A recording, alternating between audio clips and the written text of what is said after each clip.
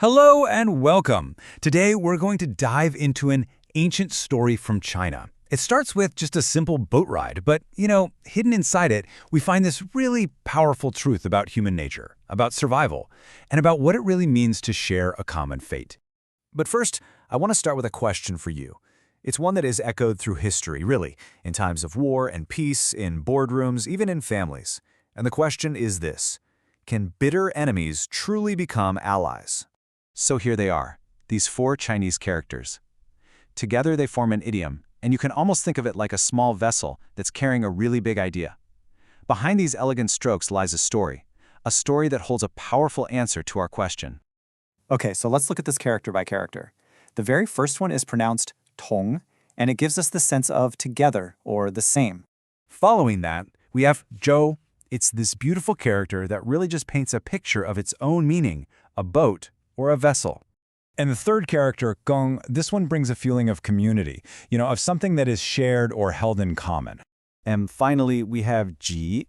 Now, this character has a sense of action to it, to cross a river, but it also carries this beautiful, deeper meaning of to aid one another. So, when we put them all together, 同舟共济, the literal image is pretty clear, right? People crossing a river together in the same boat. But its real power, well, that lies in the metaphor. It speaks to that moment when people, it doesn't matter what their differences are, they have to unite to face a common danger. What's so fascinating about this one is where it comes from. This isn't just some old folk tale. It's a piece of wisdom from one of history's most brilliant strategic minds, Sun Tzu. And it's found right inside his classic text, The Art of War. Sun Tzu used this really powerful analogy to explain unity. He said an army has to function just like a snake. If you strike its head, the tail attacks. If you strike its tail, the head attacks.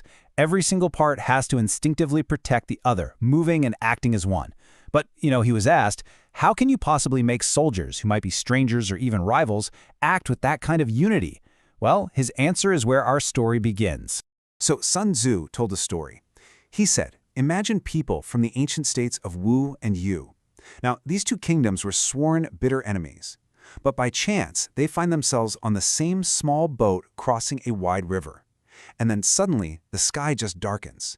A violent storm erupts, tossing their tiny boat on the waves.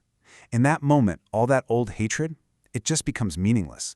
The only thing that matters is survival. And so, these rivals from Wu and Yu, they start working together. Their movements become as coordinated as a person's left and right hands, fighting to keep the boat afloat. They became allies, not out of friendship, but simply out of necessity. So let's just pause for a second on that image. Two enemies united against a common threat. What does this ancient story, born from a military text, really teach us about who we are as people?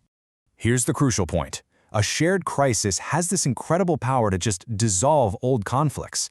It's like a great equalizer, stripping away all these labels we put on each other, friend, foe, and it reminds us of a much more fundamental truth, our shared humanity.